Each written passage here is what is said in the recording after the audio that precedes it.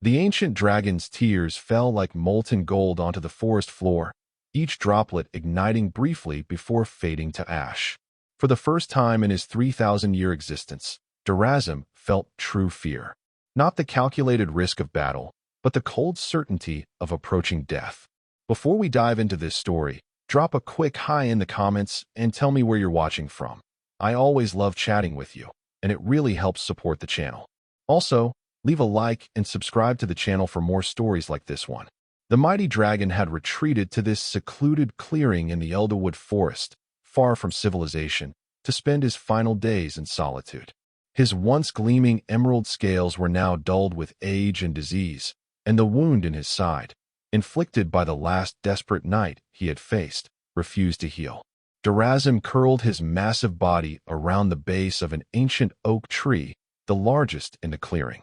His breathing came in labored gasps, each exhale releasing small wisps of green flame that danced momentarily before dissipating into the cool forest air. The pain was constant now, a burning ache that radiated from his wounded side throughout his entire body. Dragons were not meant to die like this, he thought bitterly. They were meant to fall in glorious battle or simply ascend to the celestial realms when their time on Earth was complete. Not waste away slowly, poisoned by a human's desperate gambit. The knight had coated his spear with a rare toxin, one that attacked dragons at their cellular level, disrupting the magical essence that sustained their lengthy lives. A sob escaped Durazim's throat, a sound so alien and uncomfortable that it startled a flock of birds from a nearby tree. Dragons did not cry. Dragons did not show weakness. Yet here he was, tears flowing freely down his scaled face, the droplets hissing as they hit the ground. "Is anyone there?" came a small voice from beyond the clearing. Durazim froze. Had he been discovered? He had chosen this location specifically for its remoteness, far from any human settlement. His instinct was to roar, to frighten away whatever small creature had stumbled upon his sanctuary, but he lacked the strength even for that. Through the trees stepped a human child, a boy no older than 10 years. He wore simple clothing, brown trousers and a faded blue tunic, and carried a small woven basket. His eyes widened as he took in the enormous form of the dragon. "Wow," the boy whispered, his voice barely audible even in the quiet of the forest. Instead of running in terror, as any sensible human would, the boy took a cautious step forward. "Stay back," Durazim growled, though his voice lacked its usual thunderous quality. "I am dangerous, child." The boy paused, but didn't retreat. "You're crying," he observed with the simple directness of youth. "Are you hurt?" Durazim was too surprised to respond immediately. In 3 millennia, he had interacted with countless humans, warriors who sought his destruction, kings who demanded his fealty, wizards who coveted his power. But never had one approached him with such innocent concern. "I am dying," Durazim admitted finally, seeing no reason to lie. "You should go. It is not dignified for one such as I to be seen in this state." The boy took another step forward, then another, until he stood just beyond the reach of Durazim's claws. "My name is Elian," he said, ignoring the dragon's warning. "I live in the village beyond the forest. I come here to collect mushrooms and berries." He lifted his basket slightly as evidence. "I care not for your name or your purpose, human child," Durazim said, though without real malice. "Leave me to my solitude." Elian tilted his head, studying the dragon with curious eyes. "Is it the wound in your side? It looks infected." Durazim shifted slightly, instinctively trying to hide the injury from view. "It is beyond infection. It is a dragonbane poison. There is no cure." "Oh," said Elian, his face falling. Then, unexpectedly, he sat down cross-legged on the ground beside Durazim's enormous head. "That's really sad. No one should die alone." Durazim blinked in surprise. "You would stay with me? Do you not fear me, child?" Elian shrugged. "You're too sick to eat me. And you seem sad, not mean." A sound somewhere between a laugh and a cough escaped Durazim's throat. "Your assessment is accurate, if blunt." He studied the small human with newfound curiosity. "Why would you comfort a dragon? Our kinds have been enemies since time immemorial." "My mom says enemies are just people we don't understand yet," Elian replied, pulling out a small cloth from his basket and unwrapping a piece of bread. He broke it in half and, after a moment's hesitation, offered a portion to Durazum. Are you hungry? The absurdity of the gesture, offering a morsel that would be like a crumb to his massive form, almost made Durazum laugh again. Keep your food, little one. I have no appetite. Elian nodded and began eating his bread. They sat in silence for a while, the dragon and the boy, an unlikely pair in the secluded forest clearing. Durazum found, to his surprise, that the child's presence was not unwelcome. There was something comforting about not facing the end alone, even if his companion was a species he had long considered inferior. Does it hurt a lot? Elian asked eventually, his voice small. Yes, Durazum answered truthfully. But I have endured worse in battle. I broke my arm last year, Elian offered. It hurt really bad. My mom made a paste with herbs that helped a little. Durazum felt an unexpected warmth in his ancient heart. This child, comparing his broken arm to the mortal wound of a dragon, attempting to relate through his limited experience. It was touching in a strange way. What's your name? Elian asked. I am Durazum, last of the Emerald Flame, guardian of the Eastern Realms, bane of the Frost Giants. The dragon replied, the title's feeling hollow now, at the end of all things. That's a really long name, Elian said, wide-eyed. Can I just call you Dara? For a moment, Durazum felt a flash of his old pride and almost rebuked the child for such familiarity. But what did titles matter now? If you wish, he conceded. Elian smiled, revealing a missing tooth. I should go home soon, or my mom will worry. But I can come back tomorrow. Would that be okay, Dara? Durazum considered. He had come here to die in solitude, to maintain what dignity he could in his final moments. But the thought of seeing this strange, fearless child again held appeal. I would not object to your company, he said finally. Great. I'll bring you something. What do dragons like to eat? We require large quantities of meat, typically livestock or wild game, Durazum explained. But do not trouble yourself. I have no need for sustenance now. I'll think of something, Elian said with determination. He stood up, brushing off his trousers. Bye, Dara. Try to rest, okay? My mom always says rest helps healing. Farewell, Elian, Durazum replied. As he watched the small figure disappear back into the trees, he felt something he had not expected, a slight lessening of his pain, a small spark of interest in the coming day. It was not hope, exactly, for he knew his fate was sealed. But it was something. True to his word, Elian returned the next day and the next. Each visit brought small offerings. A wildflower placed carefully near Durazum's claw, a smooth stone the boy thought was pretty, a crude drawing of a dragon done with charcoal on a piece of bark. Trivial items of no real value. Yet Durazum found himself touched by each one. On the 5th day, Elian arrived looking troubled. What troubles you, small one? Durazum asked, his voice weaker than the day before. The poison was progressing, his vision occasionally blurring, his breathing more labored. My mom noticed I've been going to the same spot in the forest every day, Elian admitted. She asked what I was doing. I told her about you. Alarm surged through Durazum. You revealed my presence? To an adult human? Elian nodded miserably. I'm sorry.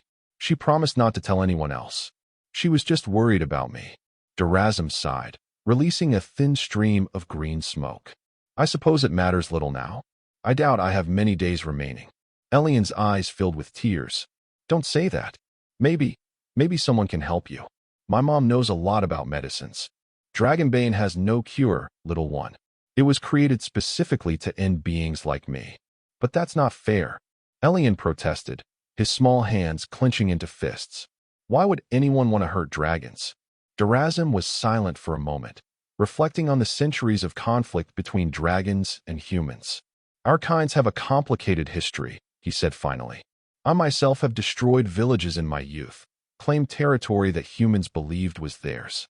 I have slain knights who came to challenge me, though I never sought conflict without cause. Did you ever hurt children? Elian asked, his voice small but direct. No, Durazum answered honestly.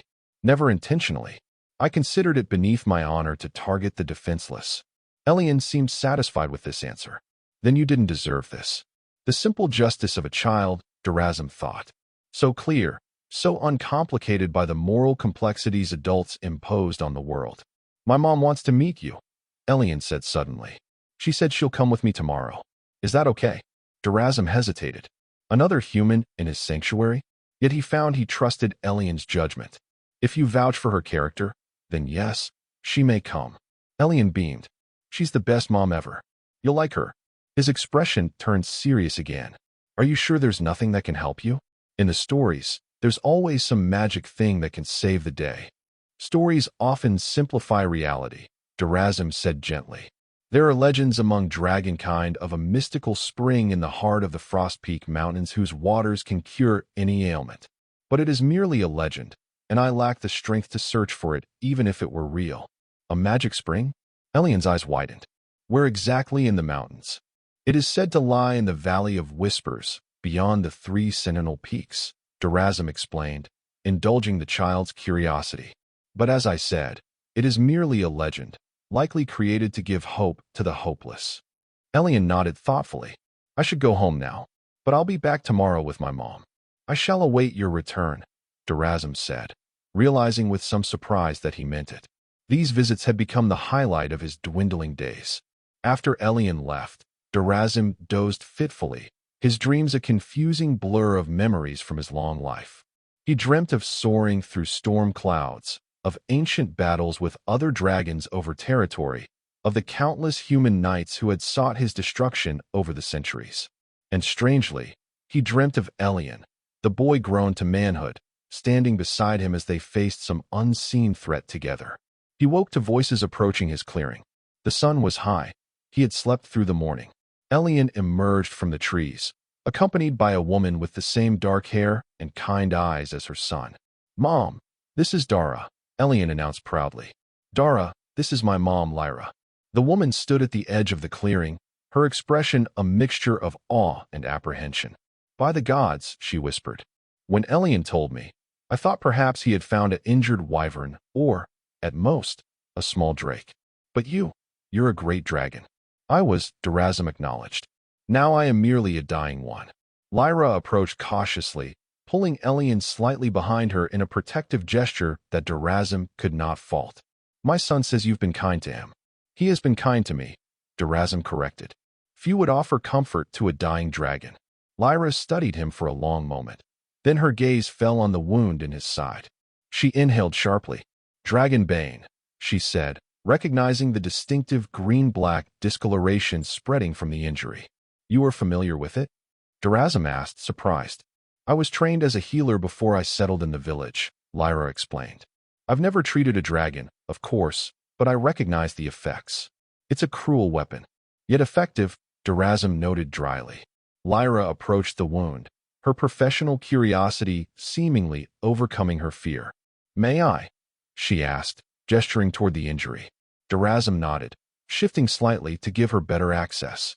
Her touch was gentle as she examined the wound, her face growing increasingly troubled. The progression is advanced, she said finally, stepping back. I'm sorry. I am aware of my prognosis, Durazim replied.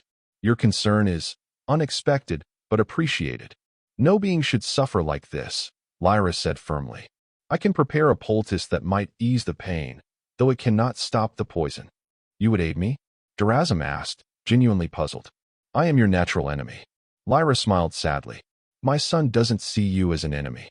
He sees a friend in pain. Sometimes children understand more clearly than adults what truly matters. Elian, who had been unusually quiet, suddenly spoke up. Mom, Dara told me about a magic spring that could heal him. In the Frost Peak Mountains. Lyra's expression grew stern. Elian, don't give false hope. The Frost Peaks are a 10-day journey from here, and even if such a spring existed. But what if it does? Elian insisted. What if we could help? Enough, Lyra said firmly. I'll bring materials for a pain-relieving poultice tomorrow. It's the best I can offer. She turned to Durazim. I'm truly sorry for your suffering. Durazim inclined his massive head in acknowledgement. Your compassion honors you, healer. As Lyra turned to leave, Elian lingered. I'll be right there, Mom, he called. When she had moved a short distance away, he leaned close to Durazim. Don't worry, he whispered. I have a plan. Before Durazim could question him, the boy hurried after his mother, leaving the dragon with a strange sense of foreboding. What could a human child possibly plan that would make any difference to his fate? That night, as darkness fell over the forest, Durazim's condition worsened. The pain intensified, and his breathing became more labored. Each breath felt like inhaling fire, ironic for a creature who had once commanded flames at will. His thoughts turned to Elian, the unexpected friendship that had brightened his final days. He found himself hoping the boy would not witness his death. Such a sight might be too traumatic for one so young. As midnight approached, Durazim heard movement at the edge of the clearing. Focusing his failing vision, he was shocked to see Elian approaching, dressed in warm traveling clothes and carrying a small pack. "Little one, what are you doing here?" Durazim rumbled, his voice barely audible. "It is the middle of the night. I came to say goodbye," Elian said, his voice trembling slightly. "I'm going to find the magic spring." "What?" Durazim tried to raise his head in alarm, but lacked the strength. "That is madness, child. The mountains are dangerous, the journey long. You would never survive." "I have to try," Elian insisted. "I know the way to the village at the mountain's base. From there, I can ask about the 3 sentinel peaks." "Elian, listen to me," Durazim said urgently. "This is folly. Return to your mother immediately." "I left her a note," Elian said, his chin jutting out stubbornly. "I told her not to worry and that I'll be back in time for the Harvest Festival." "The Harvest Festival? It's in 20 days," Elian explained. "Plenty of time to reach the mountains, find the spring, and return." Durazim would have laughed if he had the strength. The optimism of youth, so beautiful and so dangerous. "I will not last 20 days, Elian. The poison works quickly now. Then I'll have to be quick too," Elian said with determination. "I'm going, Dura. I can't just let you die without trying." Durazim studied the small human before him.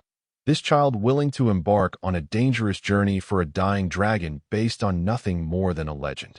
In his 3,000 years, he had never encountered such selflessness from a human directed toward one of his kind. "You are a remarkable being, Elian," Durazim said softly. "But I cannot allow this. The risk is too great, and the chance of success too small." "You can't stop me," Elian pointed out, not unkindly. "You can barely move." Durazim closed his eyes briefly, acknowledging the truth of this statement. "Then let me offer you what protection I can." He focused his remaining energy and exhaled a soft breath toward the boy.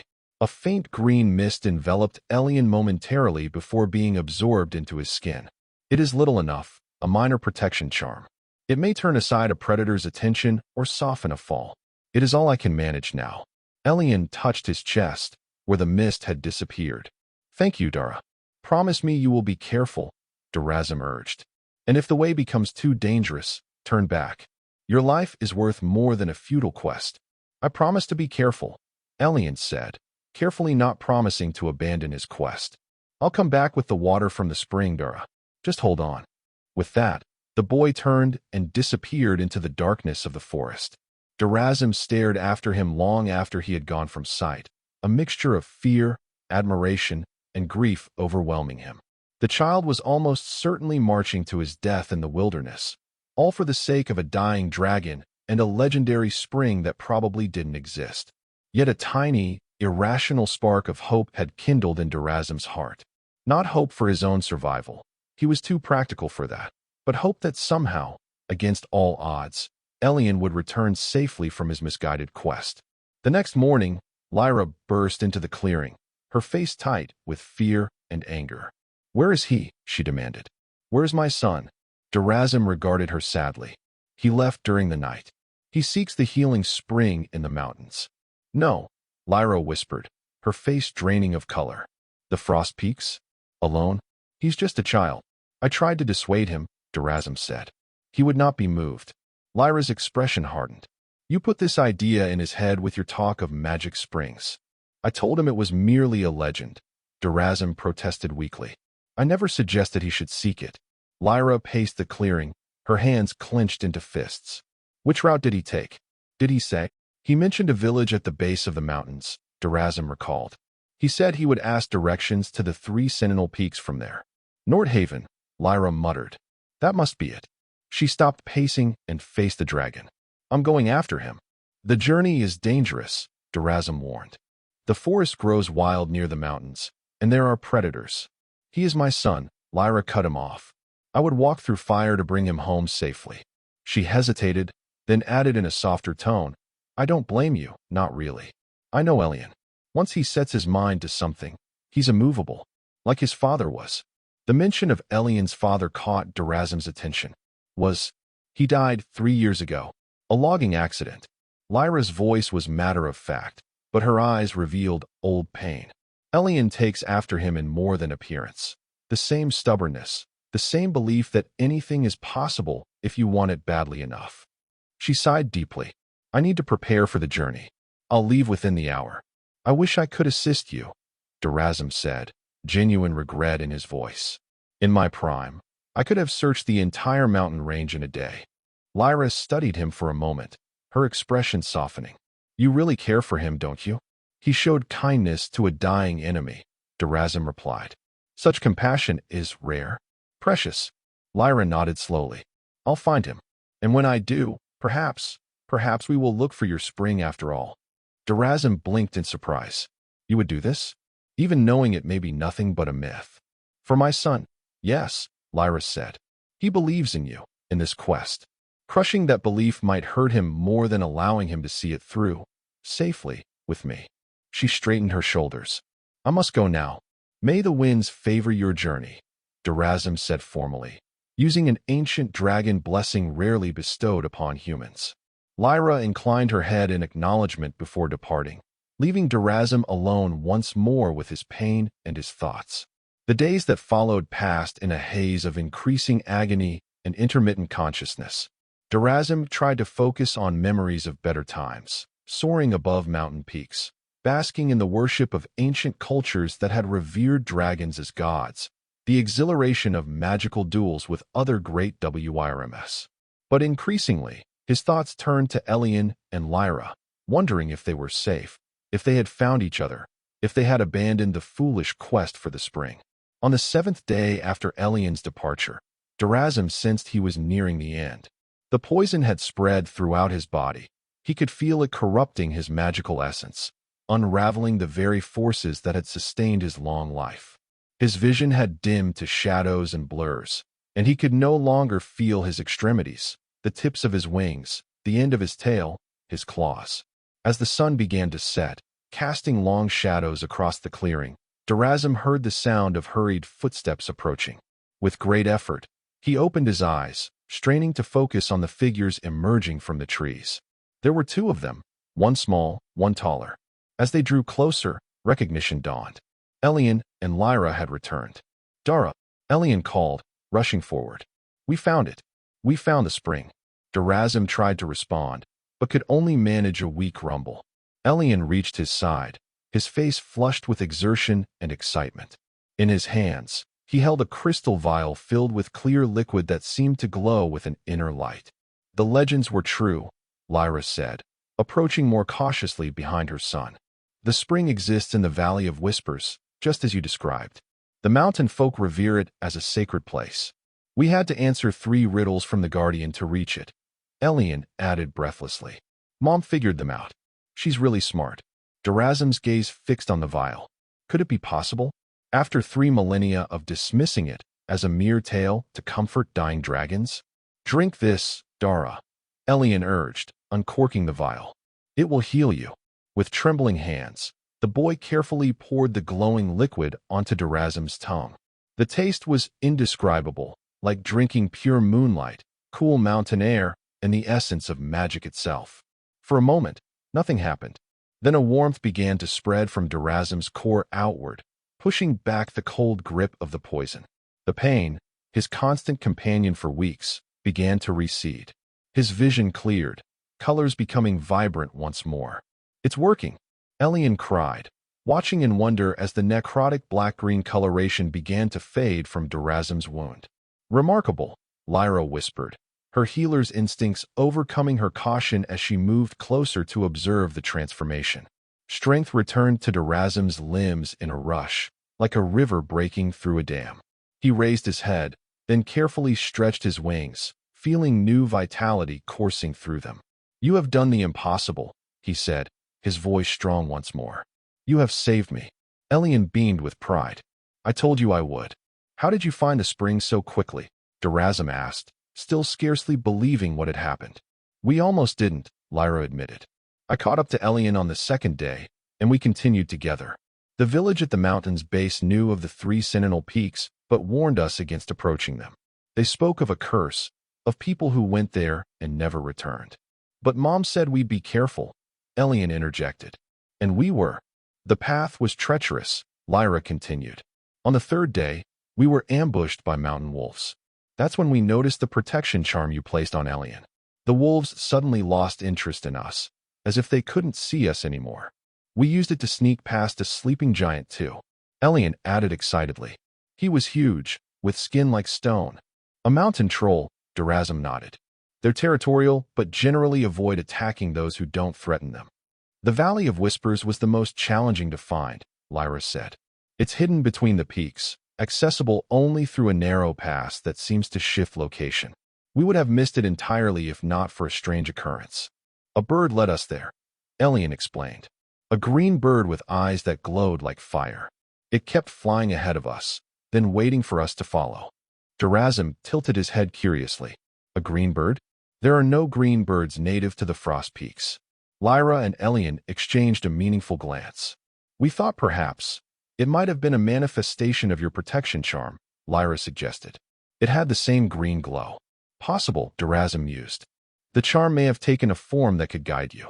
Magic can be unpredictable when it interacts with pure intention. The guardian of the spring was an old woman. Elian continued eagerly. But not really a woman. Her eyes were like yours, Dara. She said we were the first humans to seek the spring's waters for a dragon rather than against one. That is why she allowed us to take the water, Lyra added.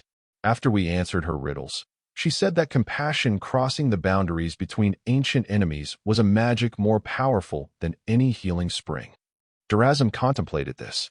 Throughout his long life, he had regarded humans as lesser beings, sometimes threats, sometimes amusing curiosities, but never equals worthy of true respect.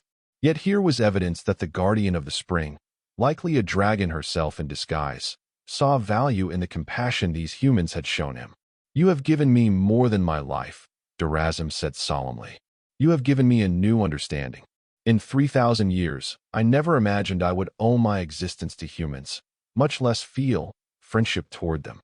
Does this mean you're not dying anymore? Elian asked hopefully. The poison has been neutralized, Durazum confirmed. I am weakened still, but I will recover my full strength in time. And then what will you do? Lyra asked, a hint of concern in her voice. Dragons were still feared throughout the realm, and for good reason. Durazum considered the question. I have lived many lifetimes, accumulated vast knowledge and treasure. Perhaps it is time I used these gifts differently than in the past. He looked at Elian, this remarkable child who had risked everything for a creature most humans would gladly see destroyed. The world is changing. Perhaps dragons must change with it. You could be a protector, Elian suggested enthusiastically. Like in the stories, where dragons guard villages instead of burning them.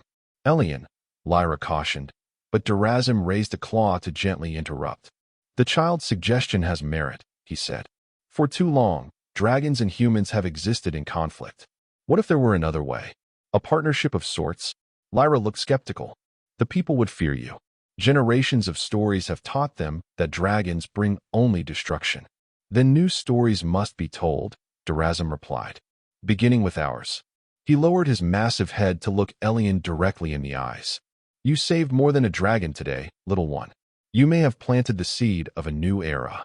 As the sun disappeared below the horizon, the unlikely trio remained in the clearing, discussing possibilities for a future none of them would have imagined just days before. And as stars began to appear in the darkening sky, Durazum felt something he had not experienced in centuries. Hope, not just for himself, but for a world where ancient enemies might become allies through the simple power of compassion.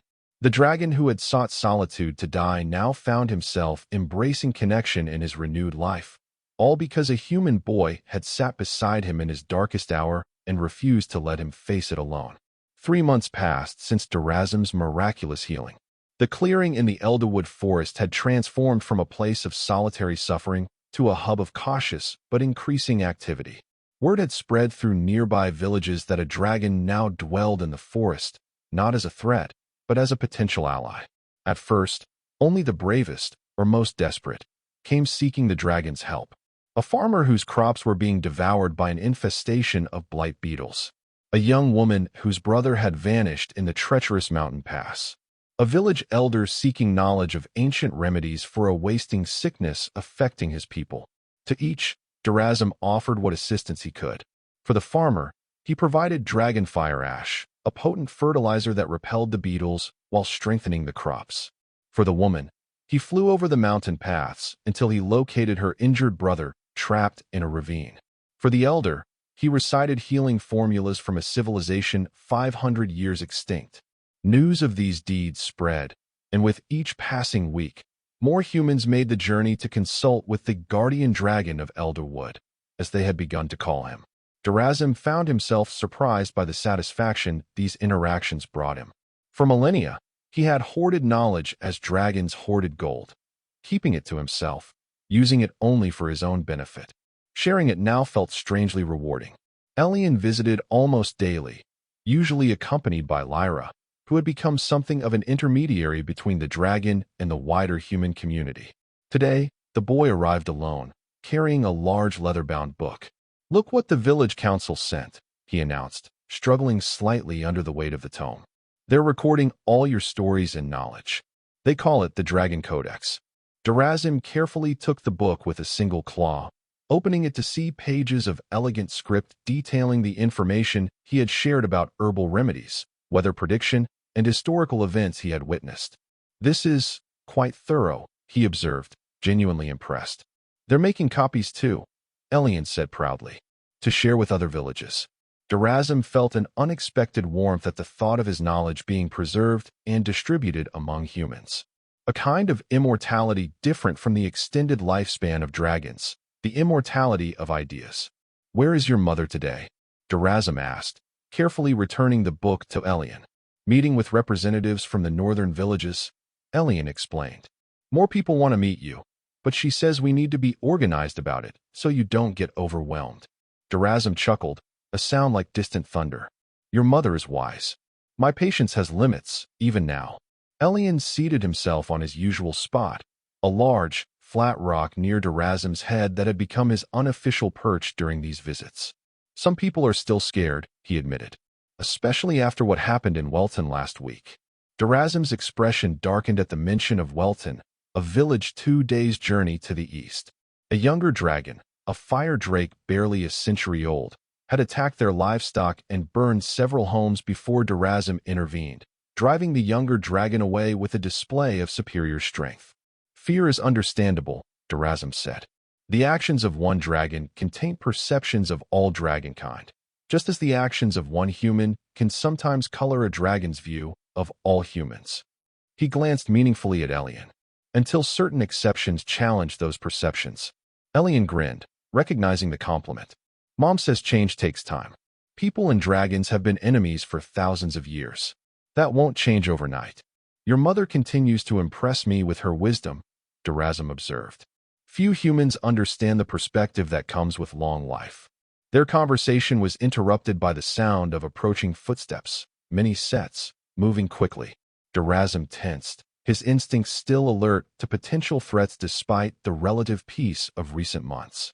Lyra burst into the clearing, her face flushed with exertion. Behind her came the village headman and several council members, all looking grave. "Durazum," Lyra called, foregoing the usual formalities. "The fire drake has returned, with others. They're attacking villages throughout the eastern valley." The headman stepped forward, eyeing Durazum warily despite their previous meetings. 3 settlements burned already. Casualties unknown, but significant. They're moving west, toward more populated areas.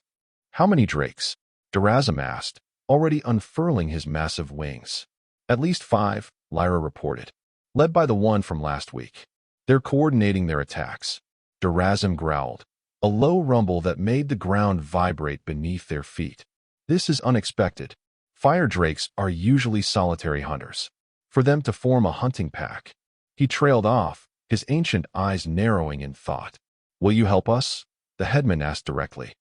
"Our militia can't stand against multiple dragons." "They are not true dragons," Durazum corrected automatically.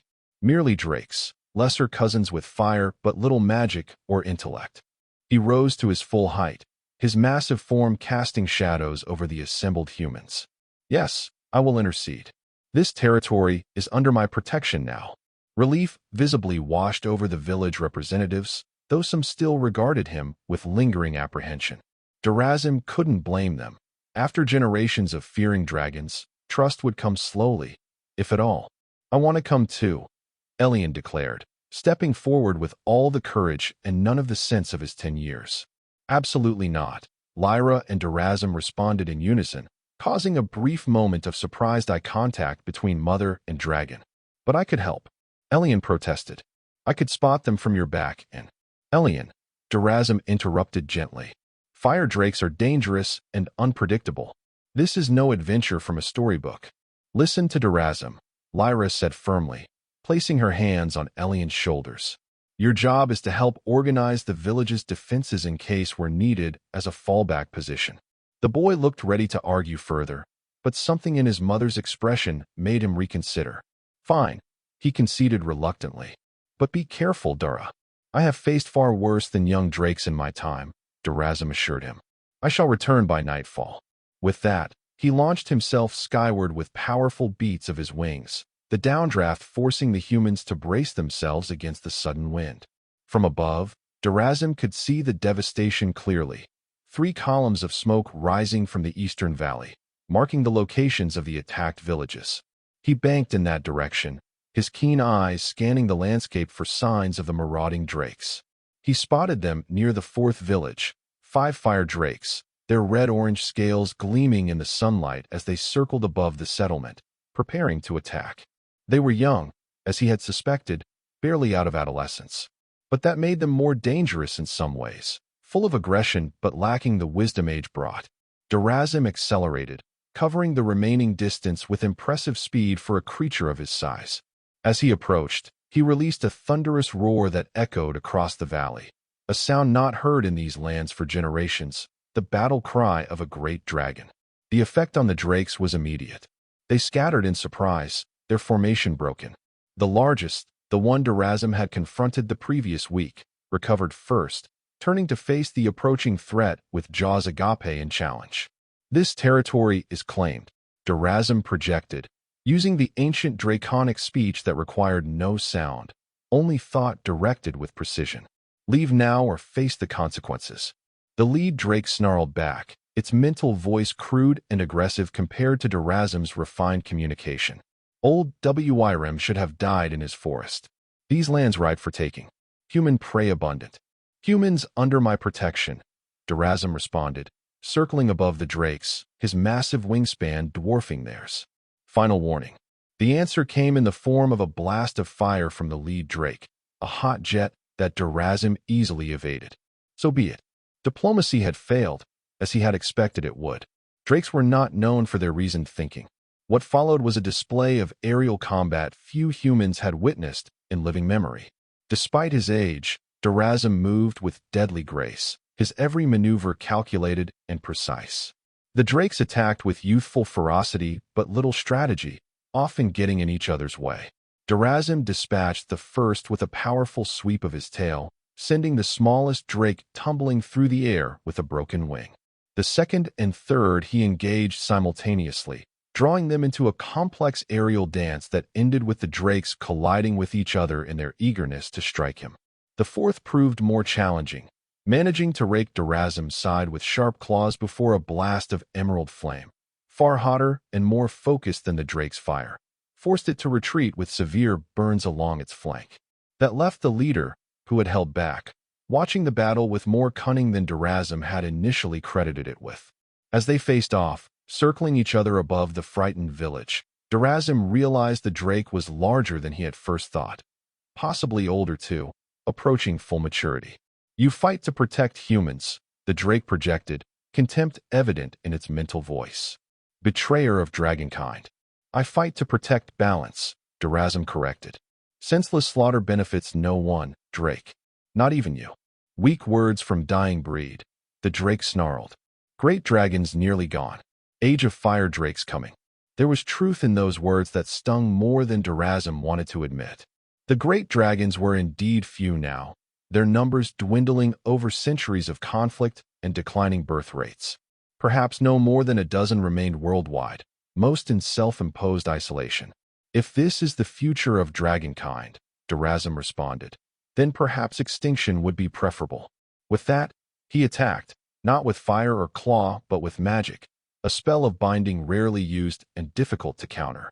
Green energy surged from Durazim's form, encircling the drake in crackling bands of power that constricted, immobilizing its wings.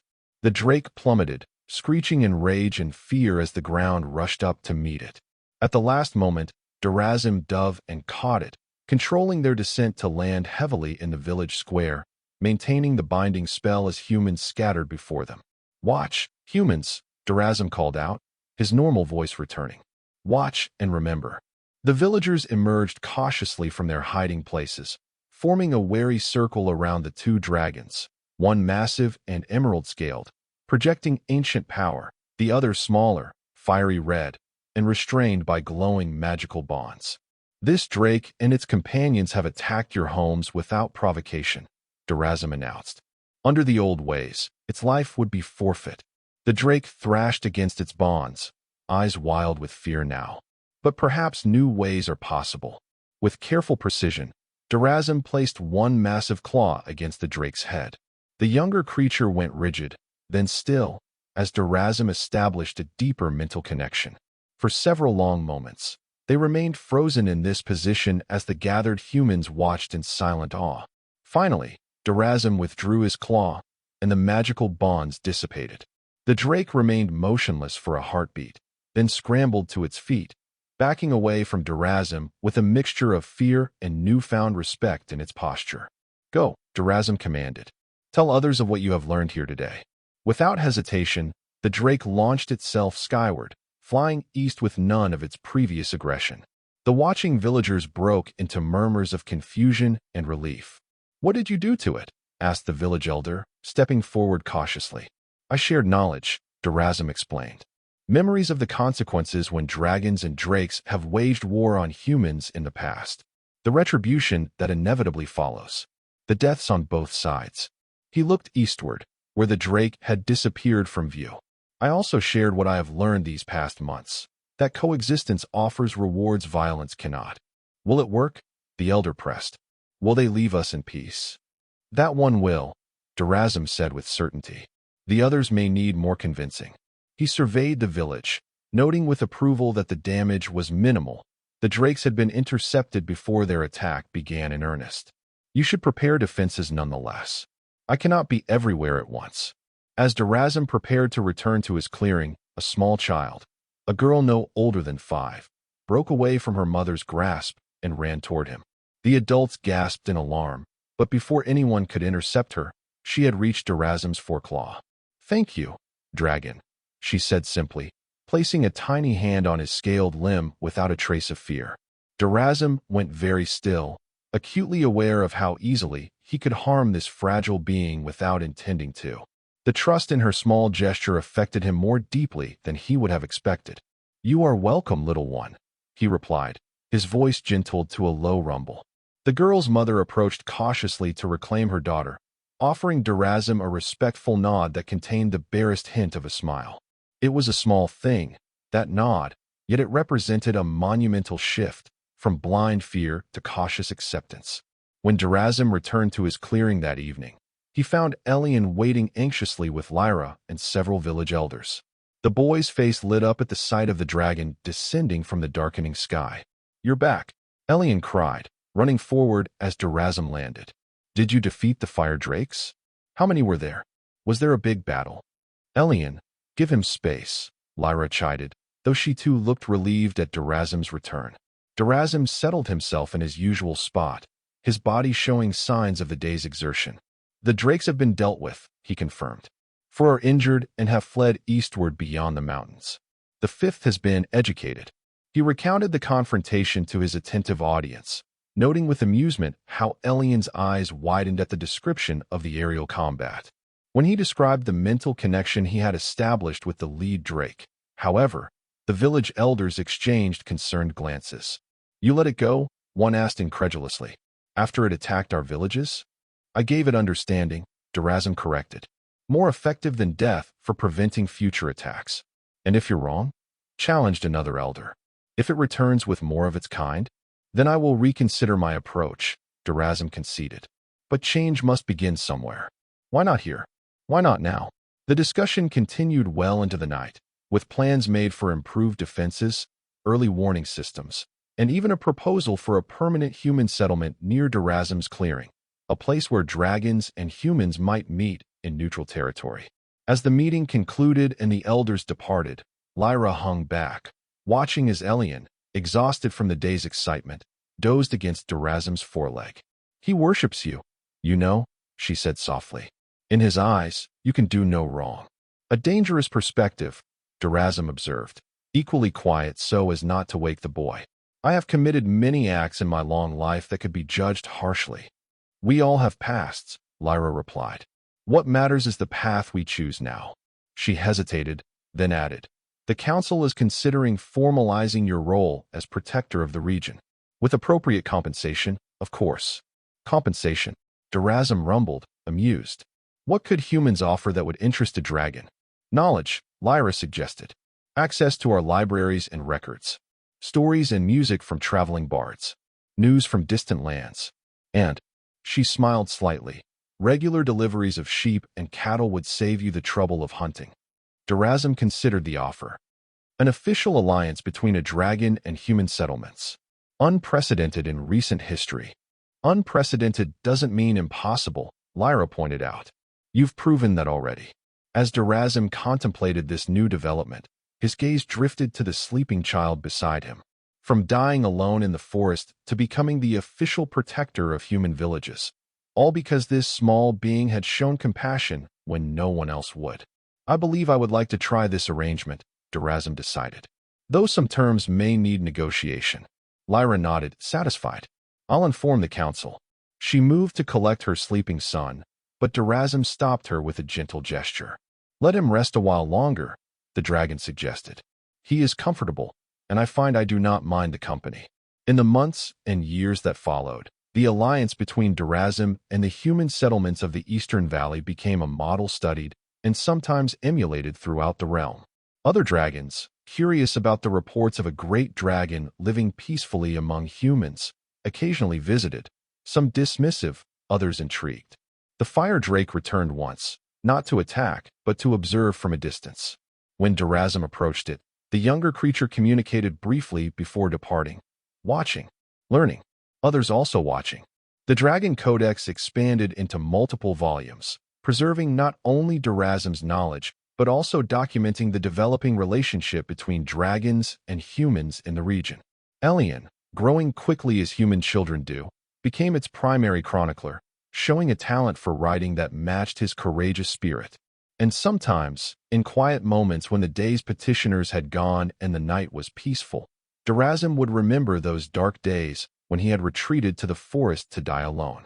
How different his fate had been, all because a human boy had sat beside a dying dragon and refused to accept the finality of death.